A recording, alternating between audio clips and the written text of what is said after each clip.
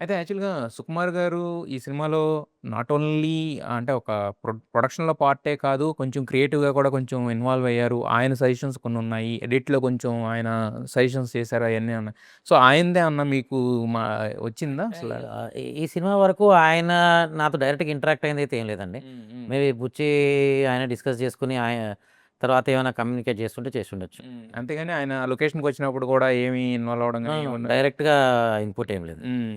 అయితే 'చిరంజీవి' గారు కూడా 3, 4 సార్లు వచ్చారు గదా! సో, మొన్న దాంట్లో చూస్తే అంటే ఆయన కూర్చొని జోకులేస్తుంటే అందరూ పగలబడి నవ్వుకుంటున్నారు. అంటే హ్మ్. ఆయన ఎప్పుడూ అదే ఆరాతో వస్తారనుకోండి. హ్మ్. సో, 'చిరంజీవి' గారు ఏమన్నారు? మీ మీ ఆర్ట్ వర్క్ గురించి ఎస్పెషల్లీ కొన్ని సినిమాలు మాత్రమే ఆర్ట్ వర్క్ గురించి కంపల్సరీగా మాట్లాడగలం. అలాంటి ఒక సినిమా ఇది గదా! సో, ఆయన దాన్ని ఆయనతో ఏమన్నా షేర్ అంటే చేసుకోవడానికి ఆ ఏమన్నా రోజు నేను ఆయనతో ఇంటరాక్ట్ అవ్వడం కుదరలేదు. హ్మ్. జనరల్‌గా సెట్‌కొచ్చిన గెస్టులతో కమాన్ ఇప్పుడేంటో చెప్పు అని అయితే అడగలేం గదా! అహా! అడగలేం. బట్ ఆహ్, కాకపోతే ఏంటంటే వాళ్ళే మాట్లాడుతుంటారు గదా! కొన్ని కొన్ని సార్లు మన వర్కే సి మాట్లాడిస్తది గదా! సీ ఆ హ్మ్. విజువల్స్ ఆయన ఎన్ని చూసారని నాకు ఐడియా లేదు హ్మ్. ఆ హ్మ్. టైంకి. ఆ హ్మ్. రోజు ఆయన వచ్చింది కూడా కుస్తీది అదిరిపోయింది. హ్మ్. చరణ్ గారు అసలు వేరే లెవెల్ లుక్‌లో ఉన్నారు అని అన్నాక ఆ ఎక్సైట్‌మెంట్‌లోనే వచ్చారు. హ్మ్. సుకుమార్ గారు గాని, ఎవరైనా గాని. హ్మ్. హ్మ్. సో, అక్కడ మోర్ ఆఫ్ ఆ సిట్యుయేషన్ ఎంజాయ్ చేసే సిట్యుయేషన్‌లో ఉన్నాం గానీ హ్మ్. మిగతాయి అడగల. బట్ డెఫినైట్‌లీ అడుగుతా. యాహ్! అయితే 'చరణ్' గారితో రెండో సినిమా గదా మీకిది? అవునండి. ఆ! సో, ఆ సినిమాకి, ఈ సినిమాకి చూసుకుంటే గనక ఆయనలో ఆ ట్రాన్స్‌ఫర్మేషను లేదంటే అంటే ఒక కసి పెట్టి మొత్తం చేస్తున్నట్టు కనపడుతుంది ఇది మాకు. అంటే ఏ టీజరొచ్చినా అంటే ఒక్కొక్క సినిమా నుంచి ఏదైనా ఒక టీజర్ హిట్ అవుతది. హ్మ్. లేదంటే ఒక సాంగ్ హిట్ అవుద్ది. అవును. బట్ ఇప్పటి నుంచి 'పెద్ది' నుంచి ఏదొచ్చినా ప్రతీదీ బ్లాక్ బస్టర్ టాకే. హ్మ్. సో, అంటే ఆయన పెట్టిన ఎఫర్ట్ ఎలా ఉంది? సో, దానికి మీరు చూసిన తేడా ఏంటి సార్ ఆయన? 'Game changer' cinema story wise it's a very commercial template అండి. హ్మ్. సో, అక్కడ more of performance based film కాదది. హ్మ్.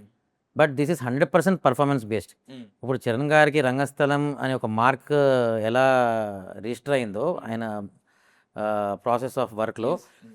అలాగే ఇది అలాంటి స్కోప్ ఉన్న సినిమా. హ్మ్. ఇప్పుడు ఎవరైనా ఎందుకు కంపేర్ చేస్తున్నారు 'రంగస్థలము' అంటే హ్మ్. అది తక్కువ, ఇది ఎక్కువ అని కాదు. యెస్. ఓన్లీ థింగ్ ఏంటంటే ఆ టైమ్ లైన్‌కి, ఆ కథకి ఇట్ డిడ్ ఇట్స్ బెస్ట్.